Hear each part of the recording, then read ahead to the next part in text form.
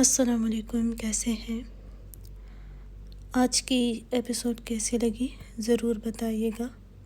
اب بس داؤد خانزادہ کے سین کلیئر کر کے پھر رومانٹک ایپیسوڈ بھی دوں گی۔ آثیر نکاح، قسط 89، تحریر گل۔ انم نے پیچھے مڑ کر نہیں دیکھا۔ بیک دروازہ کھولا، اسے لگا یہاں اس کے ملازم ہوں گے، لیکن یہاں بھی کوئی نہیں تھا۔ وہ تیز برستی بارش میں بنا جوتوں کے باہر کی طرف بھاگی تھی۔ کچن سے وہ دروازہ باہر سے ہی بند کر چکی تھی، اس لیے وہ لوگ ابھی اس تک نہیں پہنچے تھے۔ انہوں نے پھر دوسرا کوئی فائر نہیں کیا تھا۔ وہ لوگ آس پاس کے لوگوں کو بیدار نہیں کرنا چاہتے تھے۔ انم بھاگتے ہوئے سڑک پر برستی بارش میں بھاگنے لگی تھی۔ وہ حویلی پہنچنا چاہتی تھی۔ یہ آسان بھی نہیں تھا، کیونکہ حویلی گاڑی میں جاتے ہوئے بھی وقت آدھا گھنٹہ لگتا تھا۔ اوپر سے بارش بھی اپنے عروج پر تھی۔ کبھی کبھی بجلی بھی چمکتی، جس سے وہ اور بھی خوفزدہ ہو جاتی۔ اس کا پورا وجود لرز رہا تھا۔ وہ بہت رو رہی تھی۔ اسے اپنے پیچھے قدموں کی آواز اب آنے لگی تھی۔ وہ لوگ شاید اب گھر کے اسی راستے سے اس کے پیچھے تیزی سے آئے تھے جہاں سے وہ آئی تھی۔ وہ سڑک سے ہٹ گئی تھی، کیونکہ وہاں اسے اپنے پیچھے گاڑیوں کی آوازیں بھی آنے لگی تھی۔ وہ لوگ شاید اب اسے گاڑیوں میں بھی ڈھونڈ رہے تھے۔ وہ روتی کھیتوں کی طرف نکلی تھی۔ حویلی جانا اب مشکل تھا، کیونکہ وہ لوگ اسی راستے پر تھے۔ وہ سردی سے کپکپاتے ہوئے بھاگنے لگی تھی۔ سانس بری طرح پھول گیا تھا۔ خوف اتنا تھا کہ سمجھ نہیں آ رہا تھا کہ وہ کس طرف بھاگ رہی ہے۔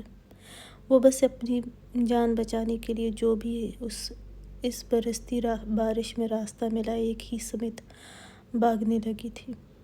کافی دیر سے وہ بھاگ رہی تھی۔ بارش کی گرج اور ہوا کی سیٹیاں ہر سناٹے کو توڑ رہی تھیں۔ آسمان پر بادل یوں گرج رہے تھے جیسے زمین پر ہونے والے اس تعاقب کے گواہ ہوں۔ کھیت بارش سے بھیگ کر کیچڑ میں بدل چکے تھے اور اب اس میں بھاگنے لگی۔ بھیگے بال چہرے سے چپکے، سانسیں بے قابو، آنکھوں میں خوف اتنا تھا کہ اسے لگا کہ وہ رکی تو سانس بھی رک جائے گی۔ بارش کی بوندیں اس کے چہرے پر پڑتی تو لگتا جیسے برف کے ذرے جلد میں پیوست ہو رہے ہوں۔ ٹھنڈی ہوا میں اس کا بھیگا چادر بار بار اڑ کر راستے میں آتا، لیکن وہ ایک جھٹکے سے اسے پیچھے پھینک دیتی۔ پاؤں کیچڑ میں دھنس دھنس کر نکلتے، مگر دل کی دھڑکنیں قدموں سے تیز دوڑ رہی تھی۔ پیچھے سے آتی قدموں کی آوازیں اور قریب ہو گئی۔ دھندلی روشنی میں فصلوں کے پیچھے ہلتے سائے صاف دکھائی دے رہے تھے۔ ہر سایہ اپنے ساتھ موت کا پیغام لیے اس کی طرف بڑھ رہا تھا۔ بجلی گوندی، لمحہ بھر کے لیے کھیت چمک اٹھے۔ اس روشنی میں اس نے دیکھا کہ وہ لوگ اس سے دور تو ہیں، لیکن تیزی سے اس کو ڈھونڈ رہے تھے۔ انم کے کانوں میں اپنے ہی دل کی دھڑکن گونج رہی تھی۔ اس کی سانس حلق میں اٹکنے لگی، مگر قدم نہیں رکے۔ مٹی کی خوشبو بارش کے ساتھ مل کر ہوا میں تیر رہی تھی، مگر اس لمحے وہ خوشبو نہیں، صرف خوف محسوس کر رہی تھی۔ اچانک ایک کانٹا دار جھاڑی نے اس کی کلائی پکڑ لی۔ درد کی ایک لہر پورے جسم میں دوڑ گئی، مگر اس نے جھٹکے سے ہاتھ چھڑوایا اور دوڑتی رہی۔ بارش کے چھینٹے اب آنکھوں کو جلا رہے تھے۔ سردی نے ہڈیوں میں شرارت کر کے انہیں بوجھلا دیا تھا، مگر اس کی روح چیخ رہی تھی، وہ رک نہیں سکتی۔ میں رکوں گی تو ختم ہو جاؤں گی۔ کیونکہ وہ کافی دور آئی تھی جب اس کا پاؤں مڑا تھا اور وہ گری تھی۔ وہ کراہی تھی۔ پچھلے کچھ دنوں سے ہوتی بارش کی وجہ سے پھسلن بہت تھی۔ انم کچھ لمحہ اپنا پاؤں اپنے ٹھنڈے کپکپاتے ہاتھ سے دبائے ہوئی تھی۔ وہ کچھ دیر ہی گزری تھی کہ اسے اب دور سے ہی اس کی طرف بھاگنے کی آوازیں سنائی دینے لگیں۔ وہ خوفزدہ ہوتی ایک دم سے کھڑی ہوئی۔ پاؤں میں درد کی ٹھیس اٹھی اور پورے وجود میں شرارت کر گئی تھی جس سے وہ لڑکھڑائی تھی۔ وہ روتے ہوئے فارس کو ہی یاد کر رہی تھی۔ بارش اور سردی کی وجہ سے خاموشی تھی۔ کوئی بھی اس وقت وہاں نہیں تھا۔ اس سردی میں بارش میں کوئی کیوں نکلے گا گھروں سے، وہ سوچ کر رہ گئی تھی۔ وہ اپنے پاؤں کے درد کو نظر انداز کرتی تیزی سے پھر سے راستہ جو راستہ اسے نظر آ رہا تھا وہ بھاگ رہی تھی۔ وہ جانتی تھی کہ زمان خان نے اس کو انہی کی وجہ سے یہاں چھپایا تھا، لیکن آج وہ اس تک پہنچ گئے تھے۔ وہ بھاگ رہی تھی کھیتوں میں ہونے کی وجہ سے، کیچڑ بھی تھا جس کی وجہ سے وہ تیز رفتار نہیں دکھا سکتے تھے۔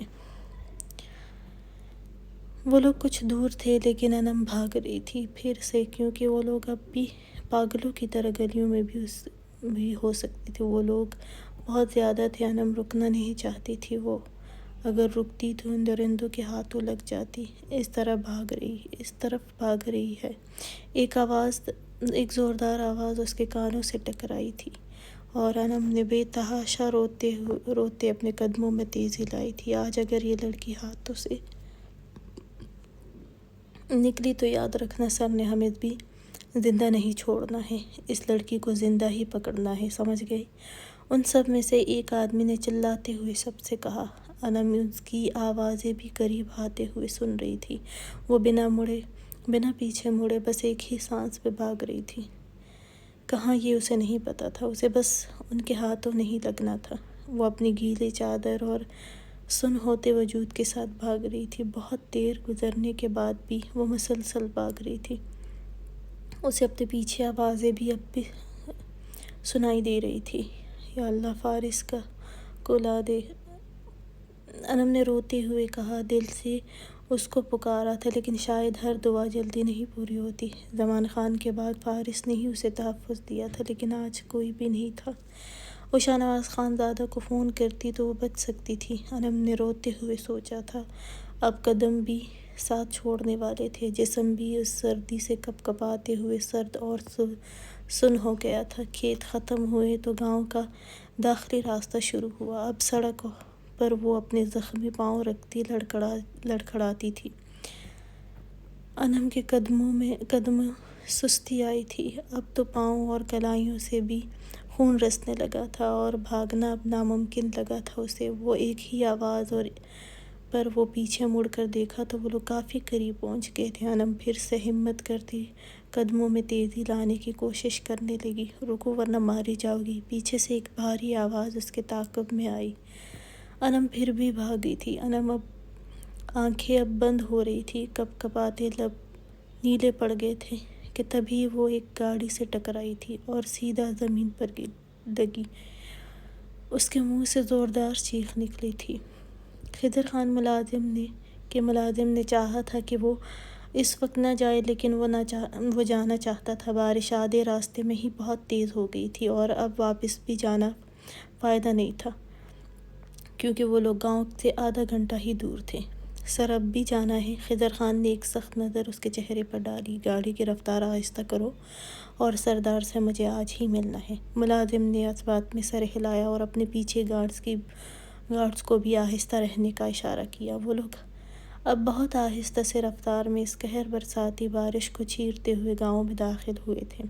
خضر خان نے فون بند کیا اور سر پیچھے سیٹ سے لگایا اور آنکھیں مونڈ لی۔ ملازم گاڑی کی رفتار آہستہ ہی رکھے ہوئے تھا کہ جب اچانک کھیتوں سے ایک لڑکی باہر نکلی اور بند آنکھوں سے ہی لڑکھڑاتے ہوئے گاڑی کے سامنے آئی تھی۔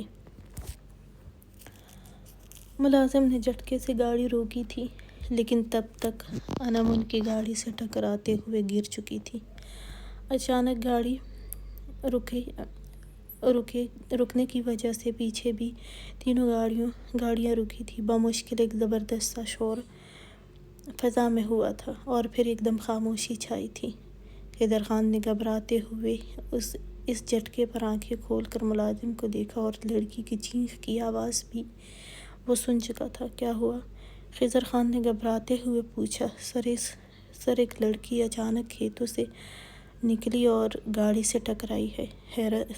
خضر خان نے حیرت سے سامنے انم کو کراہتے ہوئے دیکھا۔ سڑک پر وہ اونڈے منہ گری تھی۔ سڑک پر لگنے کی وجہ سے خون بہنے لگا تھا۔ اس وقت لڑکی، خضر خان نے بڑبڑاتے ہوئے کہا۔ خضر خان گاڑی سے اترتا کہ ملازم نے جلدی سے کہا، سر آپ بیٹھے رہیں، میں اور گارڈز دیکھتے ہیں۔ ملازم کی بات پر خضر خان نے اس بات میں سر ہلایا۔ اس کے پیچھے گارڈز اور ملازم گاڑی سے نکلے۔ ملازم نے انم کے قریب جاتے ہوئے کہا، اے لڑکی تم ٹھیک ہو؟ ابھی وہ کوئی جواب دیتی کہ وہیں سے وہ آدمی بھی بھاگتے ہوئے آئے تھے اور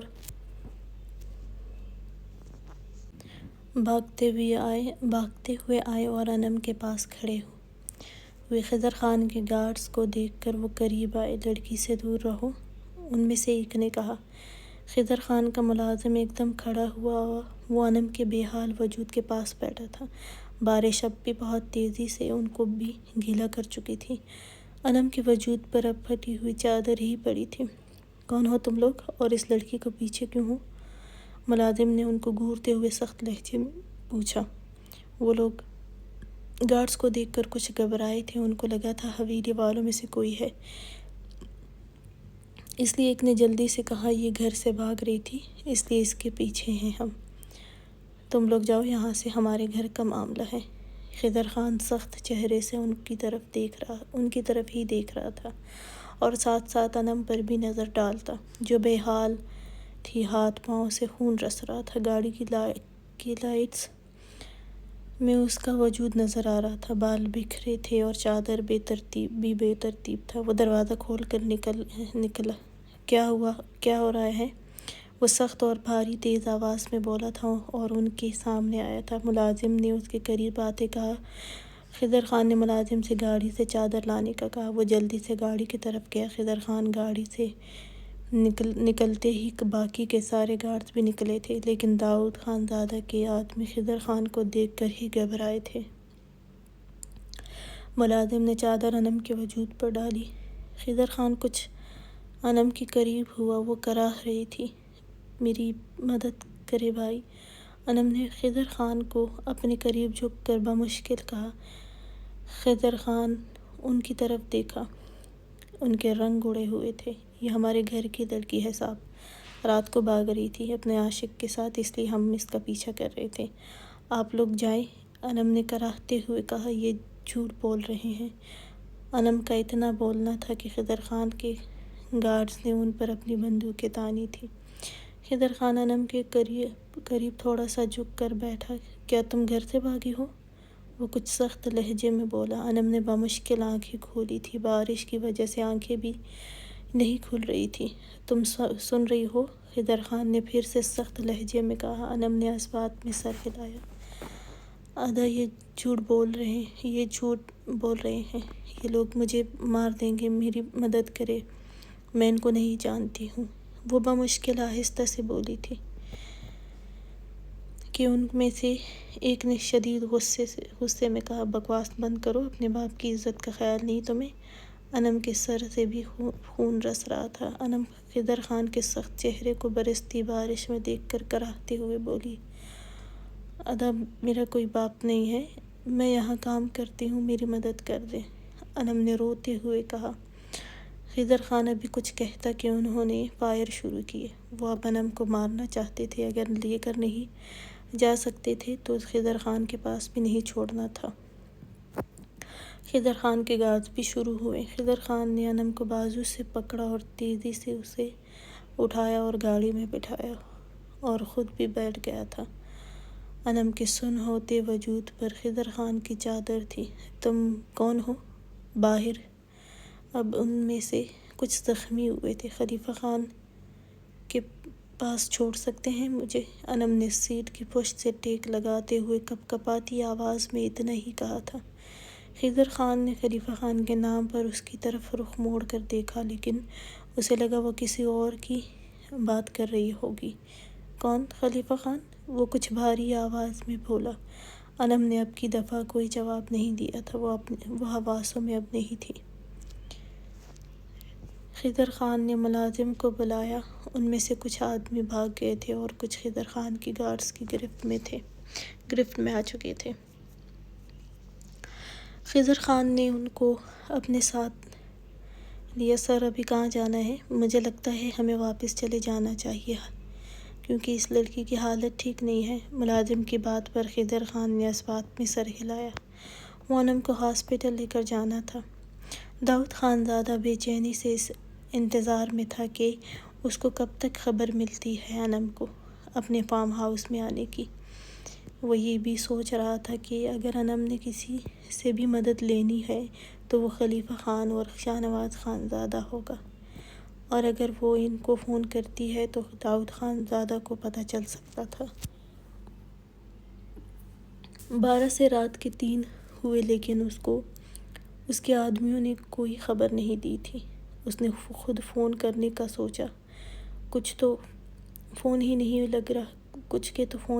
لگ رہے تھے اور کچھ اٹھا نہیں رہے تھے۔ وہ اب غصے سے کمرے میں ٹہلنے لگا تھا۔ خلیفہ خان، ازمیر اور بشیر لندن کے وقت 10 کے قریب پہنچے تھے اور پاکستان میں رات کے 3 کا وقت تھا، اس لیے جب انم نے خلیفہ خان اور بشیر کو فون کیا تو ان کے فون بند تھے۔ خلیفہ خان اپنے فلیٹ آیا تھا، ان کو لینے شاہزین خان زادہ آیا تھا۔ ازمیر اور شاہزین خان زادہ نے خلیفہ خان اور بشیر کو فلیٹ میں چھوڑا اور اپنے وہاں گھر چلے گئے تھے۔ خلیفہ خان کمرے میں آیا، وہ فون چیک کرتا ہوا بیٹھا تھا۔ اس کا ارادہ صبح ہی اپنے کام کے لیے نکلنا تھا۔ داؤد خان زادہ صبح تیار ہو کر آیا۔ فاطمہ اپنے فون میں لگی کافی میں مصروف تھی۔ داؤد خان زادہ کو دیکھ کر بولی، آپ رات بھر سوئے نہیں؟ داؤد خان زادہ کی آنکھیں سرخ تھیں۔ داؤد خان زادہ نے فاطمہ کی طرف گھورا، تبھی اس کے فون پر کال آئی تھی۔ اس کے ڈرائیور کی تھی۔ داؤد خان زادہ نے جھٹ سے پک کیا تھا۔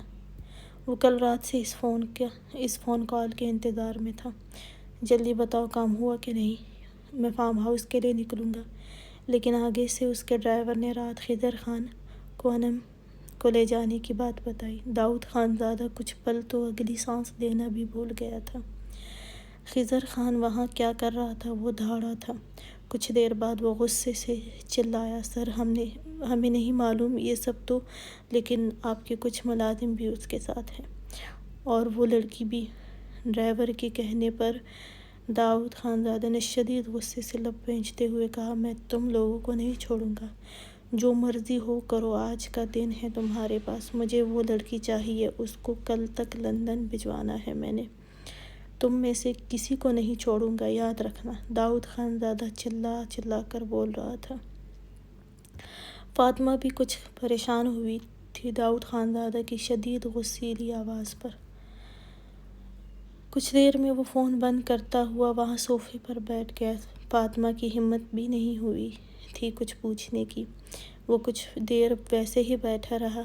آپ کو میں نے کہا تھا یہ نہیں ہوگا، اور اب اس کو چھوڑ دیں، نوشین کا سوچیں، وہ آہستہ سے بولی تھی۔ داؤد خان زادہ نے اس کی بات پر اس کے بالوں میں ہاتھ ڈالتے ہوئے اس کو سختی سے جکڑا اور جھٹکا دے کر اپنے سامنے کیا۔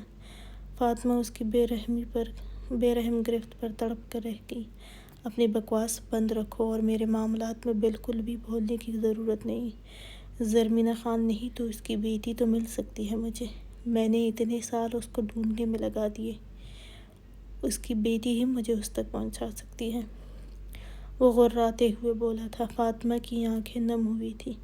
اب میری بات غور سے سنو، مجھے آج ہی نوشین یہاں چاہیے اور کل ہم یہاں سے روانہ ہوں گے، سمجھی نا؟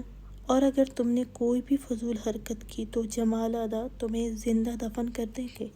اگر چاہتی ہو کہ اپنے بچوں کے ساتھ اور بھی زندگی گزارو تو وہی کرو جو میں نے کہا ہے۔ زیادہ اگر بولی تو پھر اپنے ہر نقصان کی ذمہ دار تم خود ہوگی۔ فاطمہ نے جلدی سے اس بات میں سر ہلایا۔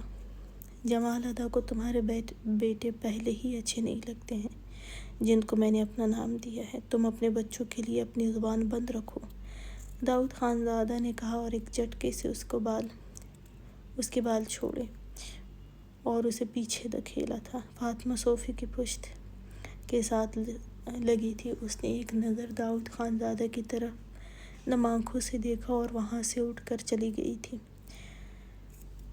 فارس خان زادہ اٹھتے ساتھ ہی فون چیک کیا۔ وہاں انم کی رات 12 کے قریب کال دیکھ کر فارس آفس کے لیے تیار ہوتے ہوئے انم کو فون کرنے لگا، لیکن انم کا فون بند تھا۔ فارس نے اپنے اوپر پرفیوم کرتے ہوئے فون اٹھایا اور خان بابا کو فون کرنے لگا اور باہر آیا تھا۔ خان بابا کا فون بند نہیں تھا لیکن وہ پک نہیں کر رہے تھے۔ فارس کچھ پریشان ہوا تھا۔ پہلے کبھی ایسا نہیں ہوا تھا کہ اس کی کال اور دوسری ہی بیل پر خان بابا نے فون نہ پک کرے۔ بار بار کرنے پر بھی کوئی جواب نہیں آیا تھا۔ اس نے باقی کے گارڈز کو فون کیا لیکن ان کے نمبر ہی بند تھے۔ اب اسے شک ہوا تھا کہ کچھ ہوا ہے۔ اس نے حویلی کے گارڈز سے کچھ گارڈز کو انم کے گھر جانے کا کہا۔ آغا جان زنان خانے میں تھے، اس لیے وہ بنا بتائے ہی پارس علی کے کہنے پر انم کے گھر چلے گئے تھے۔ پورچ میں ہی ان کو خان بابا بے سود پڑے ملے۔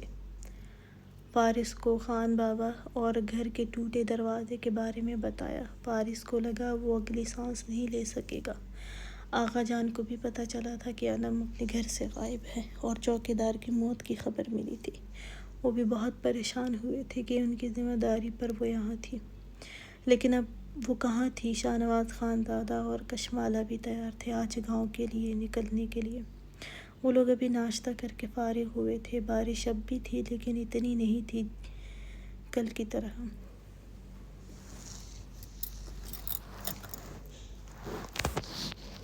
اور آج شاہ نواز خان زادہ کا کوئی کام بھی نہیں تھا، اس لیے جانا تو تھا ہی۔ اسے شاہ نواز خان زادہ نے اس کی کلائی پکڑی اور داخلی دروازے کی طرف بڑھا۔ وہ کشمالہ کو گاڑی میں اپنے مقابل بٹھایا اور خود بھی بیٹھا۔ بارش تو اب بھی ہے۔ کشمالہ نے باہر کی طرف دیکھتے ہوئے برستی بارش کو دیکھ کر کہا، لیکن اتنی نہیں ہے، ہم جا سکتے ہیں۔ شاہ نواز خان زادہ نے گاڑی باہر کی طرف بڑھاتے ہوئے کہا۔ تبھی اسے فارس خان زادہ کا فون بھی آیا۔ شاہ نواز خان زادہ نے دیکھ کر پک کیا۔ ہاں، آفس میں ہو تم؟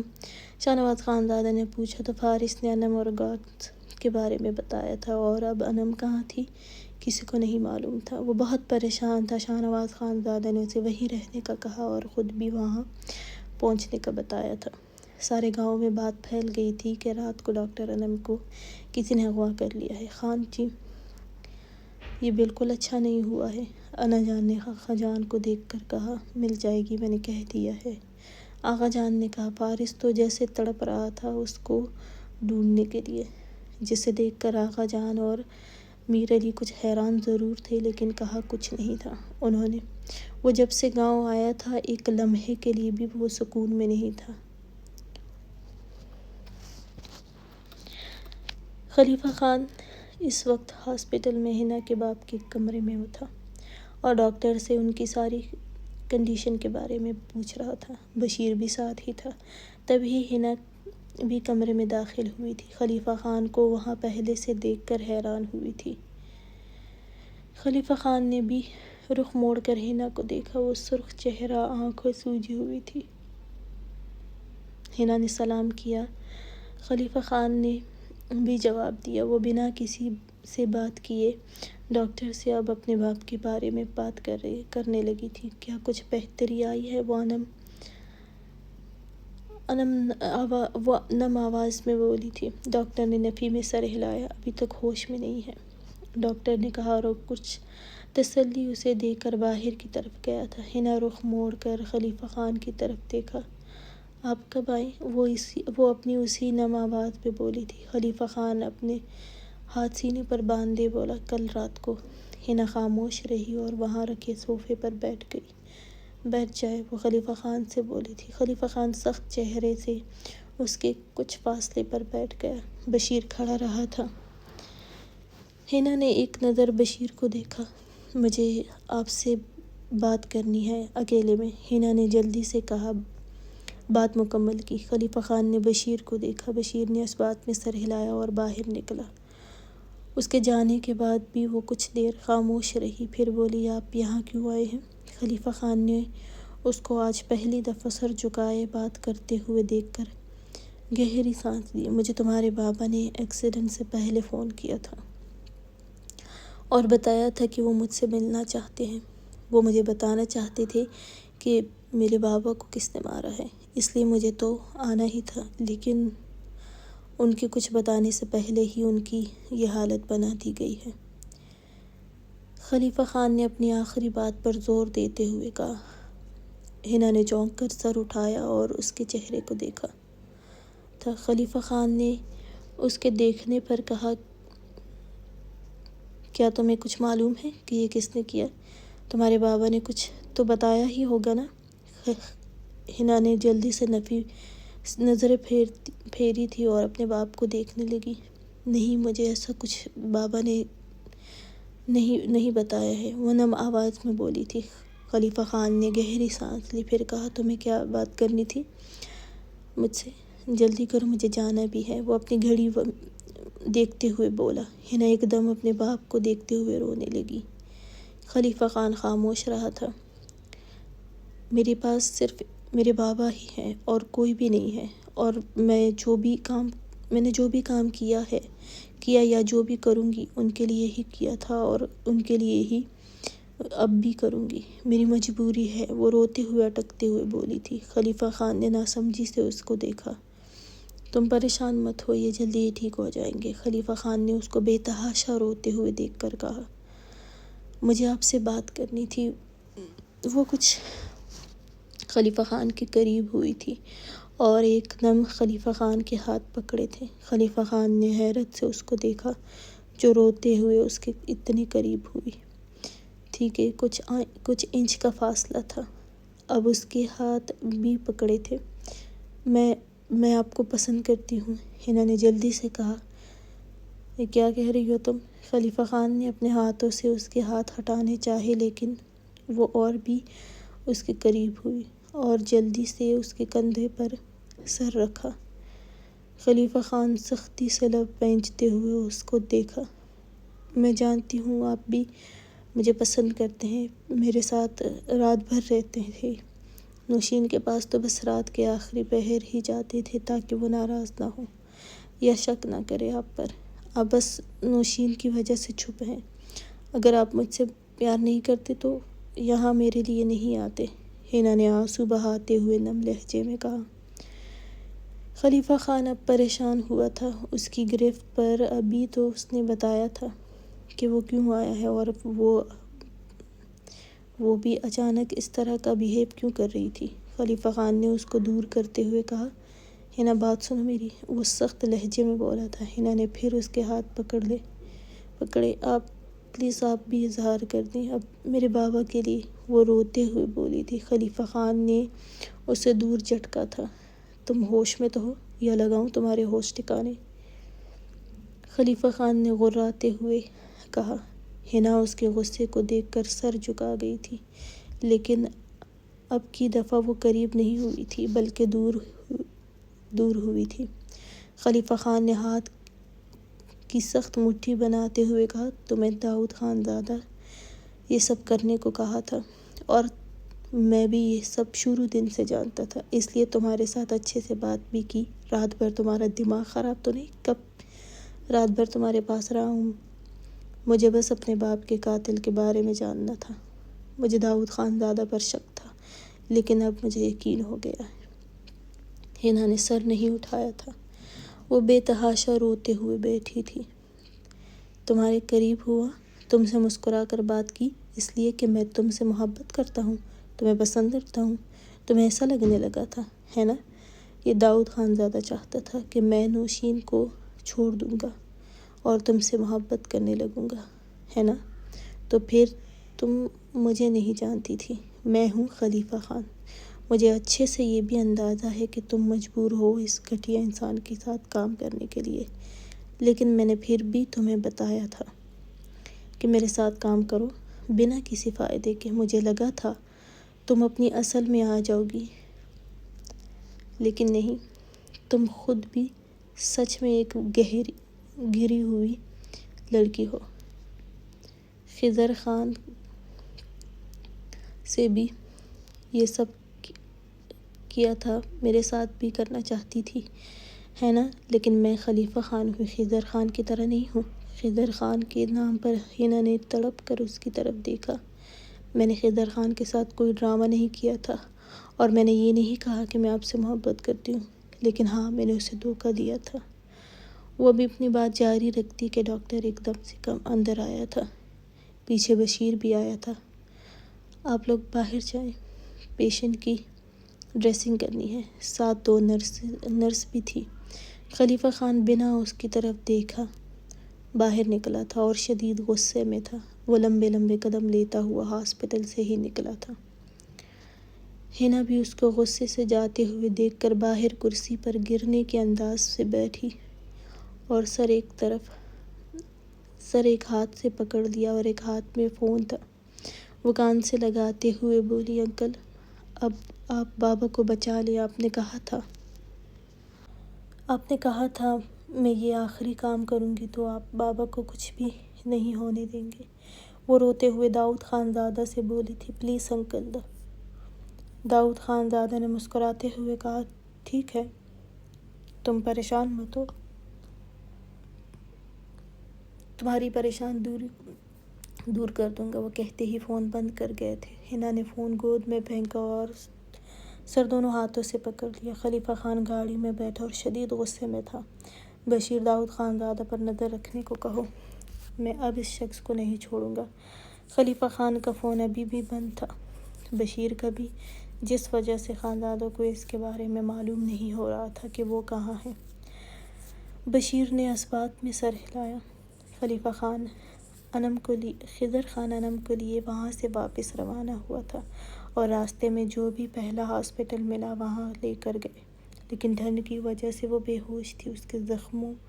اس کے زخمی ہاتھ، پاؤں اور سر کی بینڈیج کروائی اور پھر اسے واپس اپنے ساتھ ہی لے کر گئے تھے، کیونکہ ابھی تک اس نے یہ نہیں بتایا تھا کہ وہ لڑکی کون تھی اور کون سے خلیفہ خان کی بات کر رہی تھی، اس لیے اسے ایسے ہی کہیں نہیں چھوڑ سکتے تھے۔ خضر خان نے داؤد خان زادہ کے ملازموں کو خلیفہ خان کے ملازموں کے حوالے کیا۔ ابھی وہ انم کو اپنے ساتھ لے کر آیا تھا۔ صبح 8 کے قریب وہ گھر پہنچا تھا۔ وہ بار بار خلیفہ خان سے بھی رابطہ کرنے کی کوشش میں تھا۔ وہ داخلی دروازے سے داخل ہوا، لاؤنج میں کوئی نہیں تھا۔ وہ تیز آواز میں پلوشے کو پکارا تھا۔ پلوشے ابھی ہی جاگی تھی، ابھی اپنے کمرے میں ہی تھی جب اس کی تیز آواز سنائی دی تھی۔ وہ حیران ہوئی کہ وہ آ گیا تھا۔ وہ دوپٹہ کندھے پر لیتی جلدی سے باہر نکلی تھی، سیڑھیوں کی طرف گئی۔ خضر خان نے پھر سے تیزی سے آواز دی۔ پلوشے سیڑھیوں سے سیدھا داخلی دروازے تک آئی تھی۔ جی، سانس پھول گیا تھا اتنا تیزی سے آنے کی وجہ سے۔ خضر خان نے انم کو لانے کے لیے 2 ملازمیں بھیج دی تھی، وہ لوگ انم کو اندر لے آئے تھے۔ خضر خان نے انم کی طرف اشارہ کیا، اس کو کمرے میں لے جاؤ۔ پلوشے نے انم کے زخمی وجود کو دیکھا۔ یہ کون ہے؟ وہ کچھ حیران ہوئی تھی۔ خضر خان نے کہا، نہیں پتہ اس کو، لے جاؤ پہلے۔ پلوشے نے جلدی سے اس بات میں سر ہلایا۔ پلوشے نے انم کو گیسٹ روم میں لے کر گئی۔ خضر خان اپنے کمرے میں گیا تھا۔ کچھ دیر میں لیڈی ڈاکٹر بھی آئی تھی۔ انم کو بیڈ پر لٹایا تھا، ساتھ ایک ملازمہ تھی اور پلوشے تھی۔ ان کے کپڑے چینج کر لیں، اس کی وجہ سے ان کی حالت زیادہ خراب ہو گئی ہے اور بخار بھی بہت تیز ہے، وہ بولی۔ پلوشے نے اس بات میں سر ہلایا اور ملازمہ کو اپنے کمرے سے اس کے لیے کپڑے لانے کو کہا۔ ملازمہ کپڑے لائی، تب تک ڈاکٹر اس کو انجیکشن لگا چکی تھی۔ بینڈیج اس کی پہلے ہی کر دی گئی تھی۔ پلوشے نے ملازمہ کی مدد سے انم کو کپڑے چینج کیے۔ ان کا بخار بہت تیز ہے، اس لیے یہ بھی غنودگی میں ہے۔ کچھ گھنٹوں میں بخار کم ہوگا تو یہ بہتر ہوگی اور پھر ان کو یہ میڈیسن دیجیے گا۔ پلوشے نے اس بات میں سر ہلایا۔ ڈاکٹر کے جانے کے بعد وہ کچھ دیر انم کے کمرے میں ہی رہی، پھر وہاں سے نکلی اور دروازہ بند کر دیا۔ وہ زرمینہ خان کے کمرے میں آئی تھی، وہاں خضر خان بھی موجود تھا۔ وہ بھی کپڑے چینج کر چکا تھا۔ زرمینہ خان اس کا ہاتھ پکڑے ہوئے تھی۔ وہ زرمینہ خان کو بتا چکا تھا کیونکہ وہ اس کے چلانے کی آواز وہ بھی سن چکی تھی۔ بچے، تمہیں بھی بخار ہے، تم بھی ڈاکٹر کو دکھا لیتے، زرمینہ خان نے کہا۔ تبھی ملازمہ بھی اندر آئی تھی۔ مورے، مجھے اتنے سے بخار سے کچھ نہیں ہوتا، آپ پریشان مت ہو۔ پھر نظر پلوشے پر ڈالتا ہوا بولا، پلوشے سے بولا کیسی ہے وہ لڑکی اب؟ بخار بہت تیز ہے، اس لیے کچھ گھنٹوں میں وہ ٹھیک ہوگی، تیز بخار کی وجہ سے ہی وہ غنودگی میں ہے، پلوشے نے آہستہ سے جواب دیا۔ خضر خان نے اس بات میں سر ہلایا، ایک ملازمہ کو اس کے پاس رکھو تاکہ وہ خیال رکھے، خضر خان نے کہا۔ پلوشے نے نظر اٹھا کر اس کو دیکھا اور اس بات میں سر ہلایا۔ مورے، آج آپ صوفے پر آ جائیں، یہاں بیٹھ کر ناشتہ کر لیں، ملازمہ کمرہ بھی صاف کر لے گی، پلوشے نے جلدی سے کہا۔ زرمینہ خان نے اس بات میں سر ہلایا۔ وہ زرمینہ خان کو ہاتھ سے پکڑے صوفے پر بٹھا چکی تھی۔ خضر خان بھی وہیں بیٹھ گیا تھا۔ ملازمہ نے پہلے سے ہی وہاں ناشتہ لگا دیا تھا۔ وہ خضر خان کو نظر انداز کرتی ملازمہ کے ساتھ کمرہ صاف کرنے لگی تھی، کیونکہ خضر خان زرمینہ خان کی مدد کر رہا تھا۔ خضر خان ساتھ ساتھ نظر پلوشے پر بھی ڈالتا تھا۔ وہ lavender colour silk long shirt trouser پہنے دوپٹہ ایک کندھے پر ڈالے ہوئے تھی، جسے وہ گھر میں رہتی تھی۔ ابھی تک وہ ویسے ہی تھی، اسے خیال ہی نہیں آ رہا تھا۔ وہ اب ملازمہ کے ساتھ لگی ہوئی تھی۔ وہ اب بیڈ کی چادر چینج کرتی ہوئی مصروف سے انداز میں ملازمہ کو بتا رہی تھی۔ خضر خان کی نظر اس کے گہرے گلے پر پڑی تھی۔ اس نے نظریں نہیں ہٹائی تھی، لیکن اس کا یوں ملازموں کے سامنے لاپرواہ رہنا بھی اسے اچھا نہیں لگا تھا۔ جلدی ختم کرو یہ سب، مورے کا ناشتہ ہو گیا ہے، وہ کچھ سخت لہجے میں بولا تھا۔ نہ وہ اس کی طرف دیکھ رہی تھی اور لاپرواہی سے اپنے کام میں مصروف تھی۔ یہ اور بھی چبھا تھا خضر خان کو۔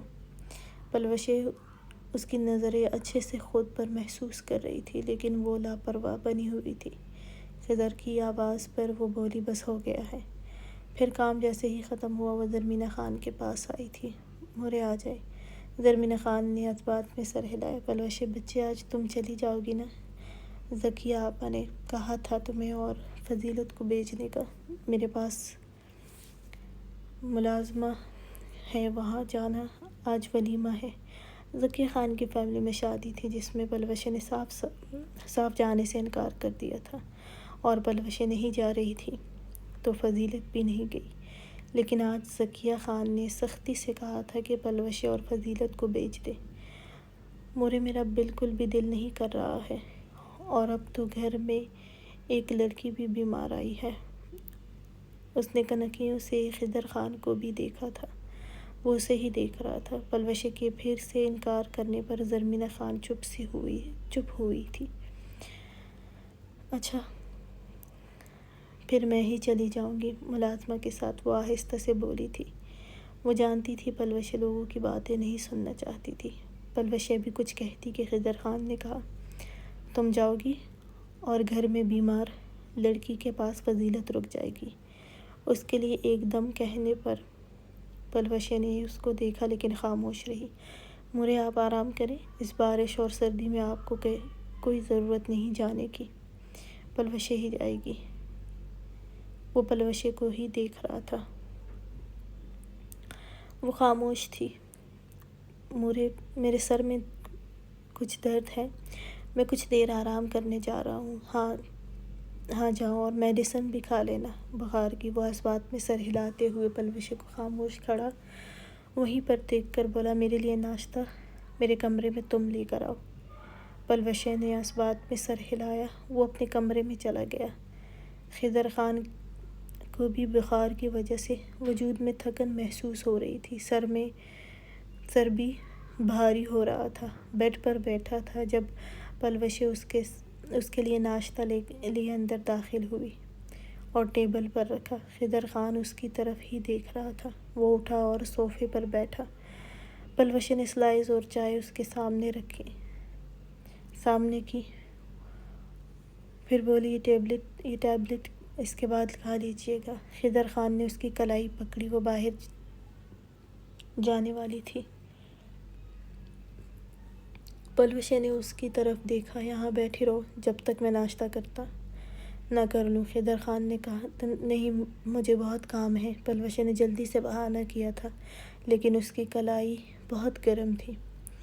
پلوشے بھی اس کی کلائی میں محسوس کرتی ہوئی بولی تھی، آپ کو بخار ہے، ٹیبلٹ ضرور لیجیے گا۔ پلوشی اپنے ہاتھ اپنی کلائی چھڑواتے ہوئے بولی، میں نے کہا نا تب تک یہاں ہی بیٹھی رہو گی جب تک میں ناشتہ نہ کر لوں، اور کام تم نے نہیں ملازم کرتے ہیں، اس لیے جس کا جو کام ہے وہی کرے تو بہتر ہے، اور تم یہ دوپٹہ کل سے مت لینا۔ وہ اس کی کلائی کھینچتے ہوئے اسے اپنے ساتھ بٹھا چکا تھا۔ پلوشی اس کے بے حد قریب کندھے سے لگ کر بیٹھ گئی۔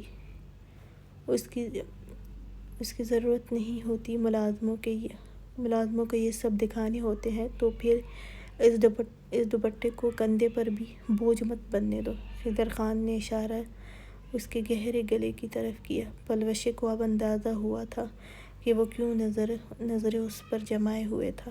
پل میں اس کا چہرہ سرخ ہوا تھا۔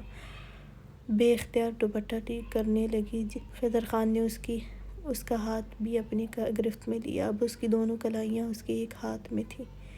ابھی اس کی ضرورت نہیں ہے مجھ سے چھپانے کی، یہ سب میرا ہی ہے، خضر خان نے سخت لہجے میں کہا، اور ہاتھ کی پشت اس کی گردن سے اس کی گہرائیوں تک لاتے ہوئے کہا۔